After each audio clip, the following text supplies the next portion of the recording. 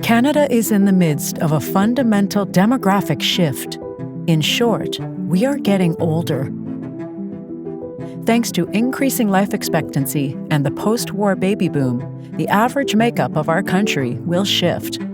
In 2012, 1 in 7 Canadians was over 65. By 2030, this number will jump to nearly 1 in 4. Who will take care of these people? These are, after all, our parents, friends, and neighbors. The role of caregivers is overlooked. As the makeup of the country changes, caregivers will play an increasing role. The majority of caregivers care for their parents or parent-in-laws, followed by spouses, partners, and friends. Siblings, grandparents, and children make up the remainder. Research into mental health outcomes and life satisfaction will be key to implementing effective policy decisions into the future. Today, we will look at 2 papers and their implications for understanding caregiving in Canada. Spearheaded by researchers at the University of Calgary and Victoria, they spent the past 3 years analyzing data from the Canadian Longitudinal Study on Aging. The study follows more than 50,000 Canadians between the ages of 45 and 85. Research into caregiving is often through the lens of negative experiences. The stress, anxiety, and isolation of taking care of another person is hard to overcome. Dr. Youngjong Lee, however, wanted to dive into some of the positive attributes people were reporting. Caregivers often report that they feel rewarded, that they are being useful. Under what circumstances might those caring for others experience more of these positive feelings? That was the task, to shed some light on fostering more positive experiences for caregivers. Before these papers, there had been little to no quantitative research using a large national data set in regards to positive outcomes. The first research article, published in 2020, dove into the location of where the care was taking place and the implication on life satisfaction and depression. The results showed that caregivers providing care to someone in their own households did report greater depression and lower life satisfaction. Caregivers living in a separate residence did not differ significantly in depression and reported a higher life satisfaction than their non-caregiving peers. Institutional caregivers reported greater depression than non-caregivers, but did not differ significantly from life satisfaction. This stratification by location paints a different picture than the historical perspective. If one considered caregivers as a single group, one would conclude that caregivers as a whole are more depressed than non-caregivers. However, by separating by location of care, one is now able to get a more accurate view of incidents of depression and life satisfaction.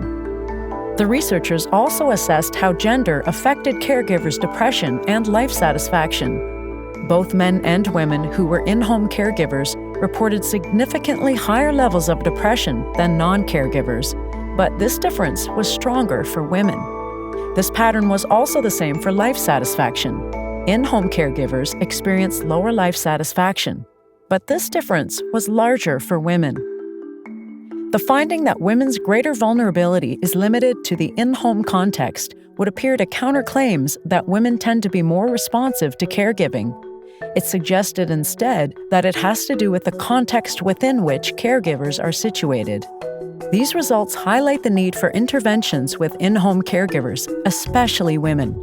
Given that non-residential caregivers actually benefit from their experiences, finding a way to bolster this could be of interest. While the first paper looked at location, the second paper, currently under review, looks at the level of demand on the caregiver and marital status.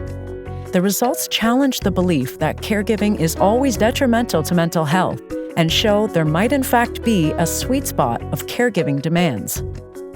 To their knowledge, it is the first study to reveal a non-linear relationship between caregiving demands and mental health outcomes. The researchers first looked at the data from the Canadian Longitudinal Study on Aging as a whole. They found a curved relationship between life satisfaction and the number of tasks. There appeared to be benefits when people didn't have to do many tasks. As the tasks increased, a lower life satisfaction was reported. There was a curved relationship between depression and tasks as well. Lower number of tasks was associated with a lower depression level. As tasks increased, so did reports of depression. Further analysis shows that these benefits are only reported by married caregivers.